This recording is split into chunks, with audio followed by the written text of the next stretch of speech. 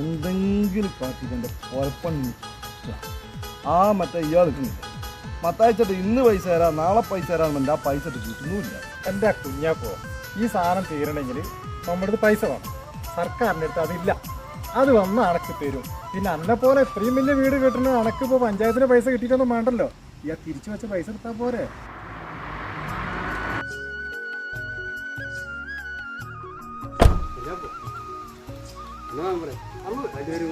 വീടിന്റെ പണിയൊക്കെ ഏകദേശം ആയല്ലോ. അപ്പൊ ആള് കൊടുക്കുന്നല്ലേ. ആ അത് എന്നാ പിന്നെ ഞാനൊന്നാ പണിക്കാരുണ്ട് അവരെ ഒന്ന് നോക്കട്ടെ. നോക്കിയിട്ട് പറയാം.